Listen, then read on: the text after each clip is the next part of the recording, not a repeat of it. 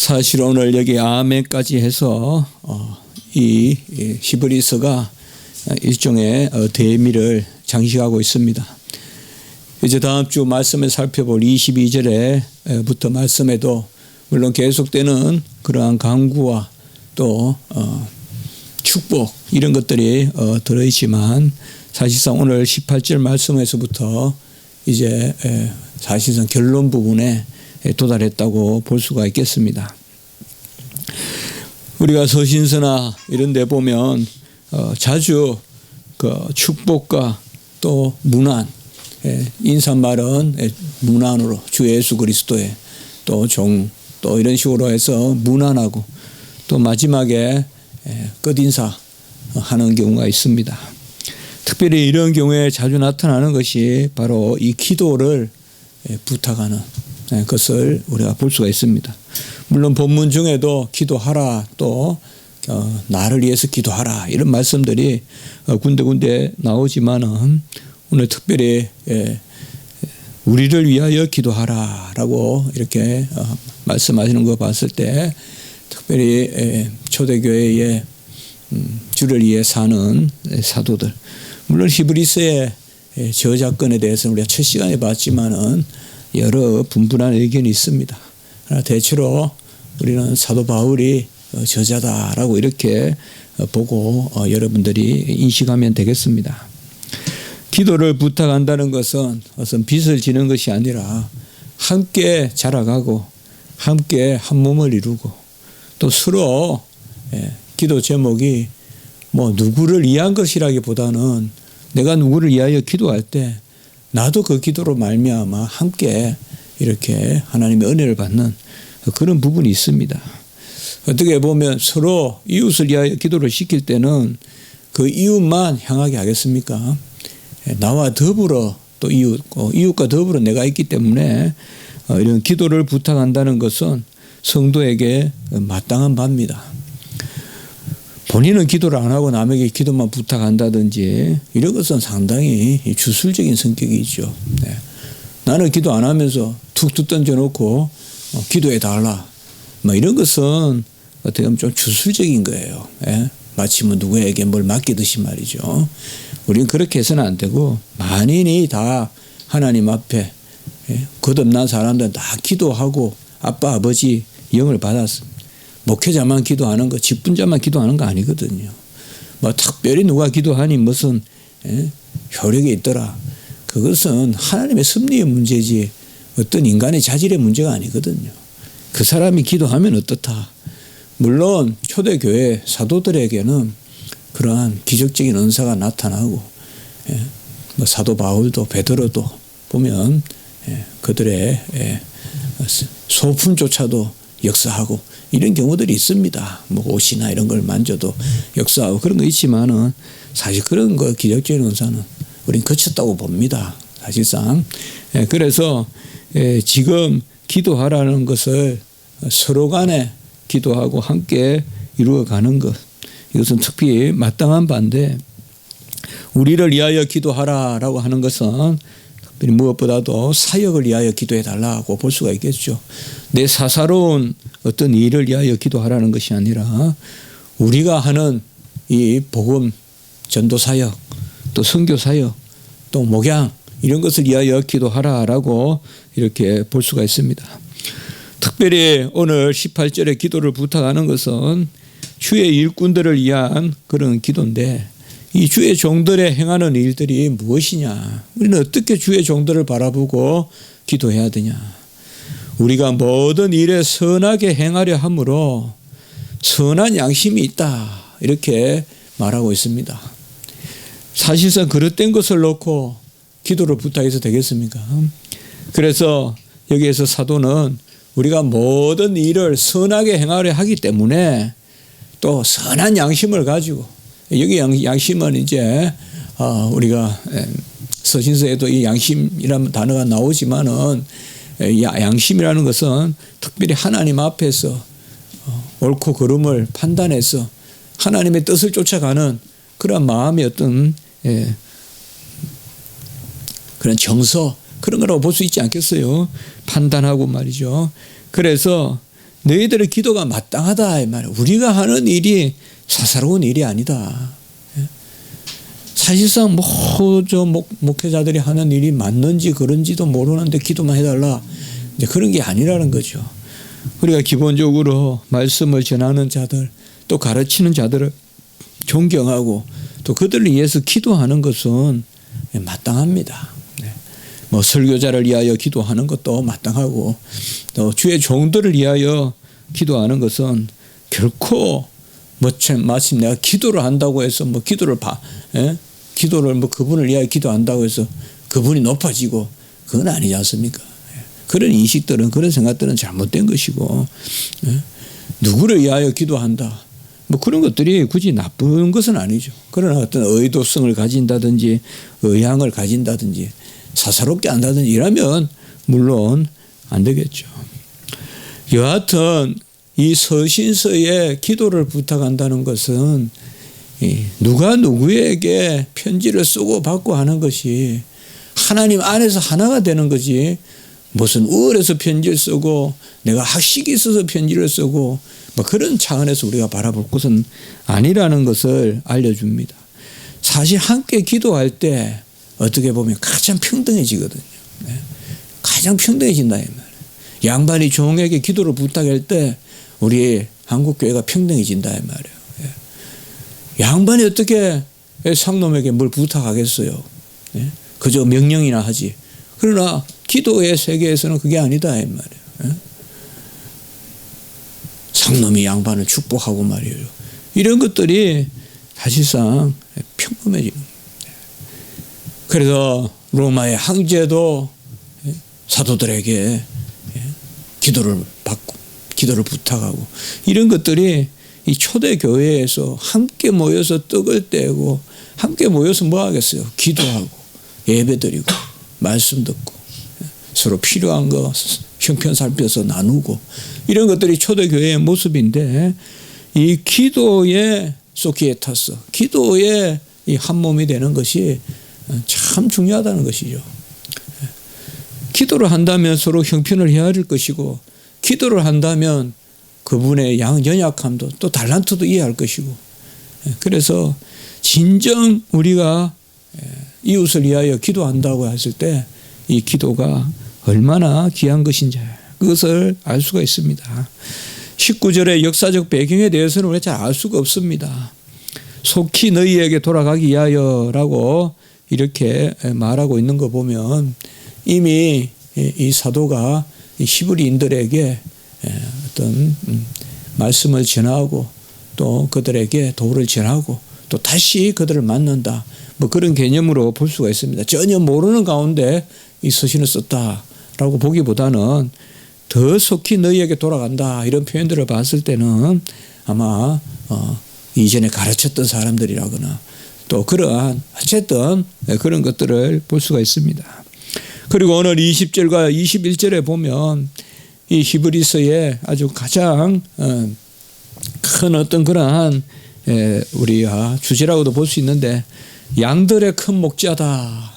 사실 지금까지 이런 개념은 나오지 않았죠. 이 목자 개념은 나오지 않았는데 양의 개념은 계속 나왔죠. 우리 주님께서 제물이 되시고 그래서 제물 제사장 이 개념으로 나왔는데 이제 오늘 20절에서는 이 목자라는 개념으로 나옵니다.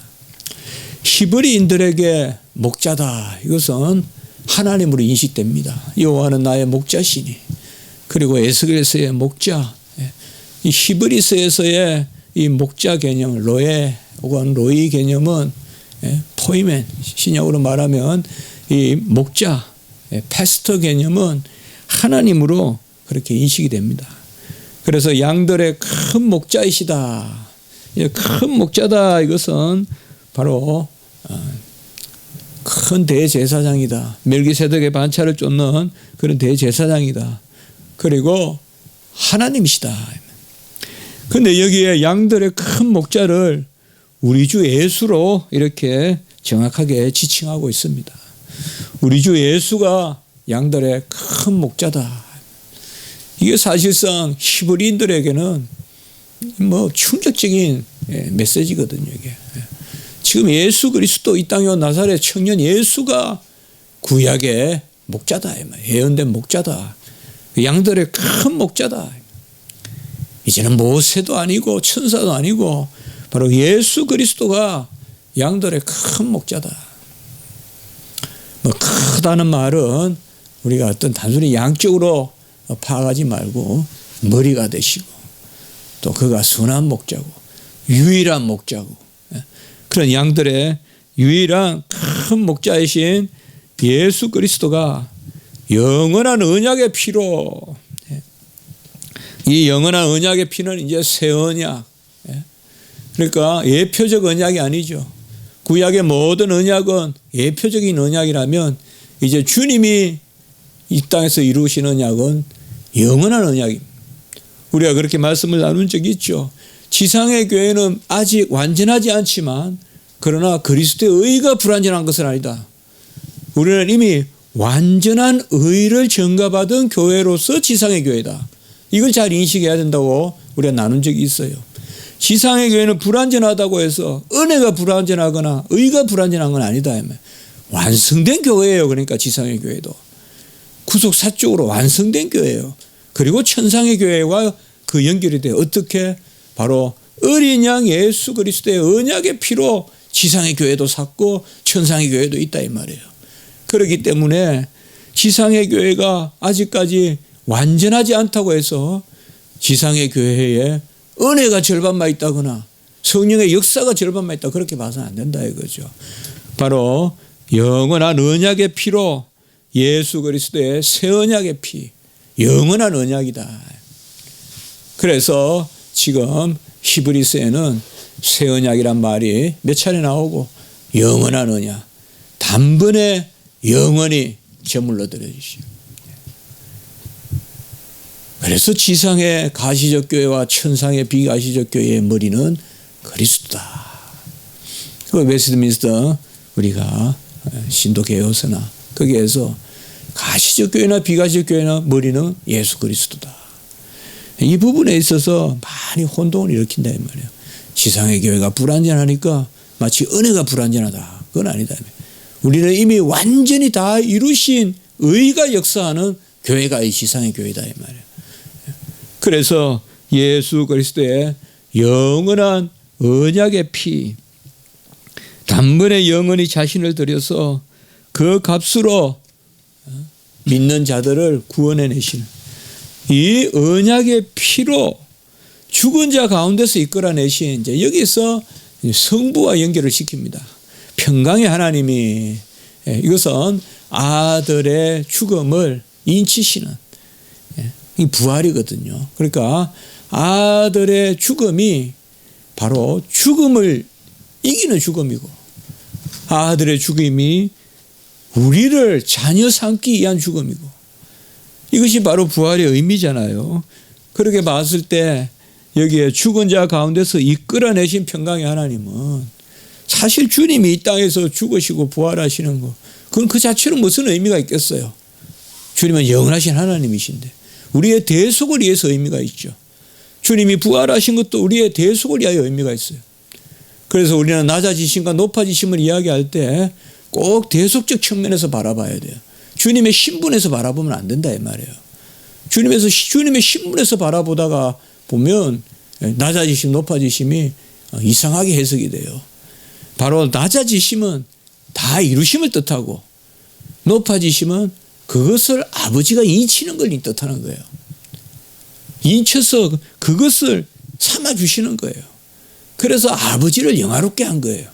아들이 아버지를 영화롭게 한 거예요. 우리가 그렇게 크게 보면 돼요.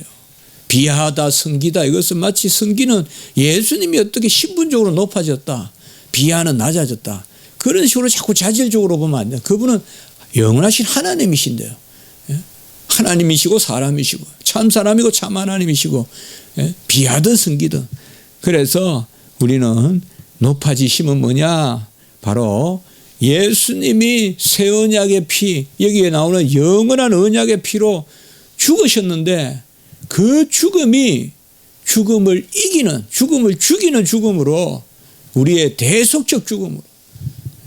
주님이 이 땅에 오셔서 왜 죽음을 죽이는 죽음을 죽으셨어요? 우리를 구원하기 위하여서.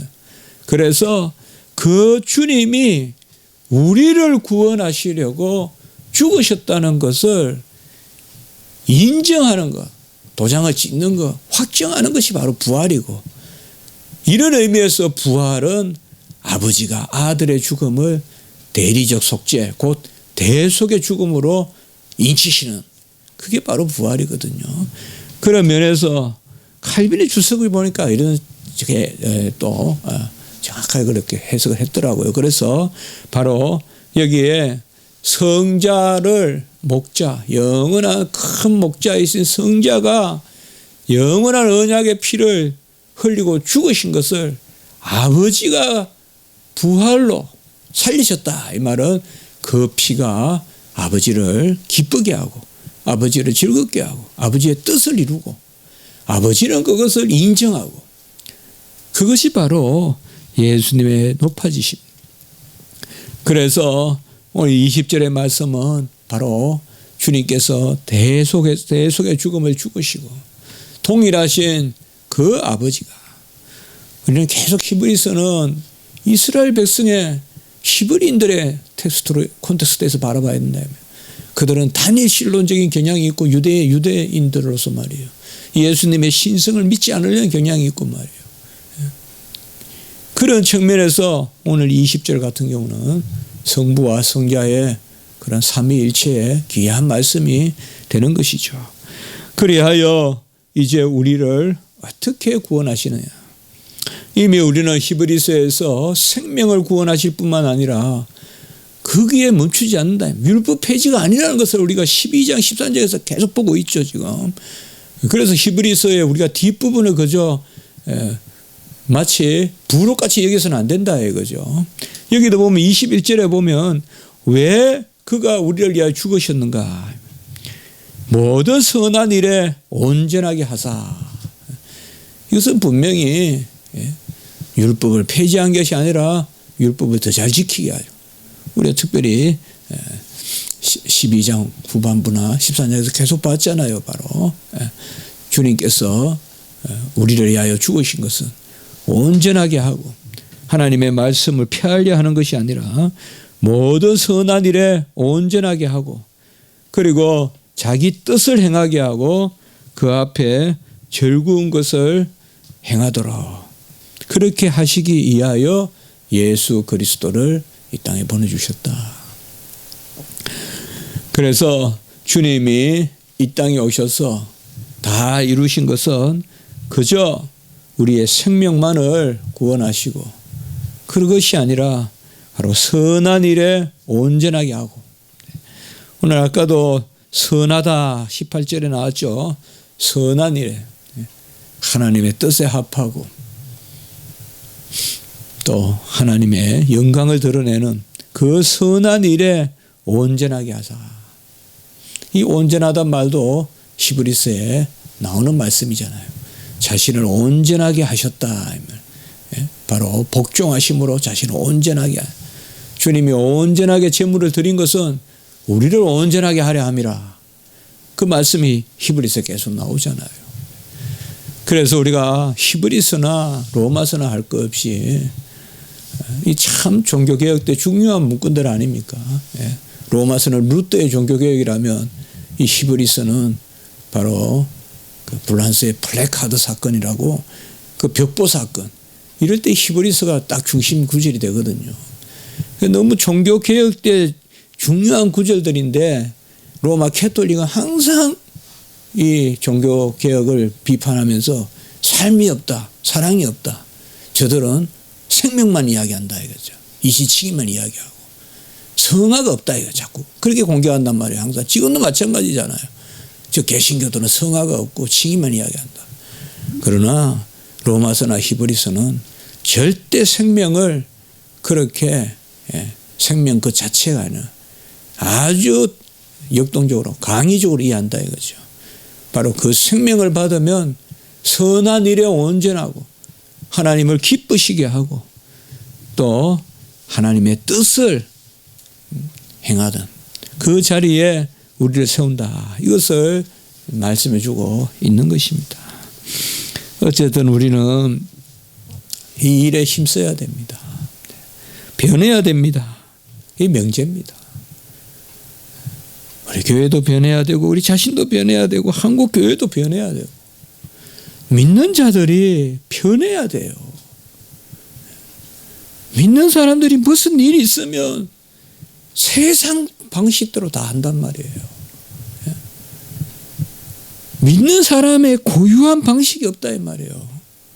이거 우리가 회개해야 돼요. 그저 그냥 다 상담할 거 있으면 상담과 찾아가고 아프면 다 의사 찾아가고 그거 맞죠? 그럼 기독교는 뭐냐 이 말이에요. 기독교는 모든 게 다 이게 뭐예요? 매너리즘이에요. 이게 종교적 매너리즘이라고요. 그냥 가는 거예요. 교회는 모든 나머지는 삶은 그냥 세상을 쫓아가는 거예요. 세상 방식대로. 그게 아니거든요. 우리가 그걸 넘어서야 되고 뭐 넘어선다는 말은 무시하라는 것이 아니라 우리 기독교의 고유한 가치.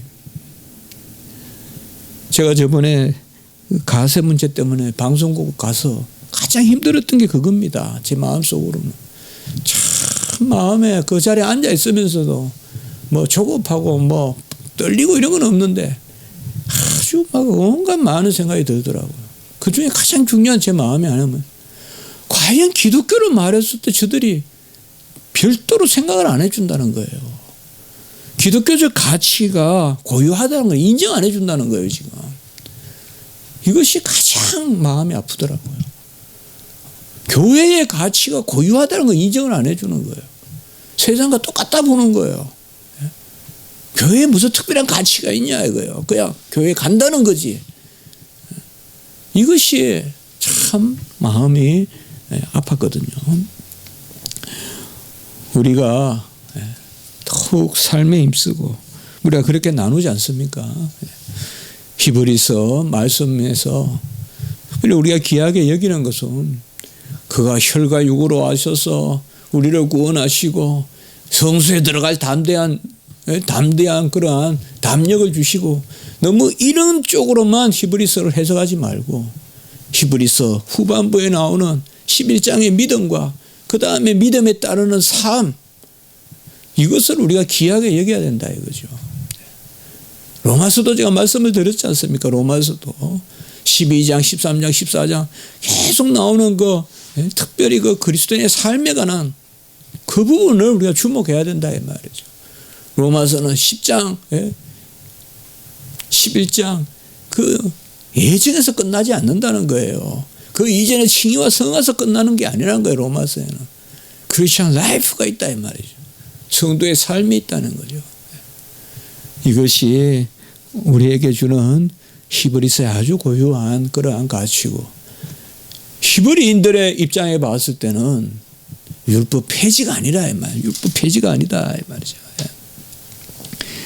우리가 이런 말씀들은 계속 그때 우리가 나오는 것은 12장에서부터 우리가 12장 후반부터 계속 말씀을 통해서 살펴봤고 13장에서도 보면 손님 대접하기를 게을리하지 마라. 결혼을 기히 여겨라. 뭐 이런 쭉 내용들을 우리가 살펴본 것입니다. 이제 히브리서는 사실 셋의 뭉투로 있을지어다 아멘 하고 해서 사실 여기 1달러 되거든요. 1달러 되는 그런 부분인데 우리가 이제 다음 주에 한 시간 더 살펴볼 텐데 가장 중요한 것은 바로 여기에서 목자라는 개념이 등장하고 있다는 것에 조금 주목할 필요가 있습니다. 우리가 이 목자라는 개념은 이제 베드로서나 이런 데도 나타나고요. 히브리서는 주로 제사장 또 제물 이렇게 많이 포커스를 맞추는데 이 목자라는 개념 그래서 그 목자라는 개념이 우리 전 삶을 아우르는 그런 개념으로 우리가 좀 생명과 또 우리를 채우시는 부요함과 또 우리의 그 윤리적인 삶 기독교 윤리적인 삶 이런 것도 우리 함께 생각하면 좋겠습니다. 함께 기도드리겠습니다. 거룩하고 자비로우신 하나님 아버지, 우리를 위하여 기도하라는 그러한 사도의 말씀을 통하여서 기도 가운데 하나가 되며 기도 가운데 서로 평등해지고 기도 가운데 함께 자라가고 기도 가운데 주의 일이 이루어진다는 것을 생각합니다. 또 양들의 큰 목자이신 예수 그리스도의 영원한 언약의 피를, 그 값을 우리 것으로 삼아 주심으로 우리가 온전히 행하게 하시고 하나님이 기뻐하는 일을 행하게 하시는 하나님의 면전에 세우는 그런 말씀을 오늘 주시니 감사합니다. 하나님 아버지, 우리의 삶이 변화되게 하시고 정말 여호와의 말씀만 입에 담을 것이 아니라 행실로 열매를 맺는 우리의 삶이 있게 해 주시옵소서. 주의 말씀을 기억하고 그 말씀을 기준으로 행하는 저희들의 삶이 있게 해 주시고, 결코 신약의 은혜가 구약의 율법을 폐지한 것이 아니라는 것을 기억하게 하시고 오히려 완성하고 오히려 그 본질을 지키는 그러한 자리에 저희들 설 수 있도록 도와주시고, 이러한 일이 온전케 하신 예수 그리스도의 의로만 가능할 줄 믿사오니 그 의로 우리를 온전하게 하사 매양 일상이나 또 특별한 일을 당할 경우에는 주님의 은혜에 의지하여 주님 하나님 제일 기뻐하는 뜻으로 모든 일을 행하는 그런 온전함이 있게 해 주시옵소서. 한국교회 아버지여 불쌍히 여겨주시고 정말 온갖 치부가 드러나고 문제는 드러난 것보다 더 큰 것이 있다는 그런 생각들을 우리가 하게 되는 것입니다. 지도자들이 돈에 썼고 명예에 썼고 온갖 사술과 갈자리 한 갈자리 가고 이런 모습들이 지금 현재 모습입니다. 종교개혁의 후예들이 개혁의 대상이 되어 있습니다. 하나님 아버지, 루터와 칼빈과 저빙글리가 온전했겠습니까? 우리도 은혜를 받아 주님 뜻 가운데 종교개혁의 그 정신을 다시 가지게 될 줄 믿습니다. 우리를 사용하여 주시고 이 시대 루터와 칼빈같이 사용해 주시고 우리 교회도 그런 교회로 사용될 수 있도록 인도하여 주시옵소서. 여호와의 기뻐하시는 일을 감당하는 은혜의 역사가 있게 해 주시옵소서. 구주 예수 그리스도 이름으로 감사하며 기도드리옵나이다. 아멘.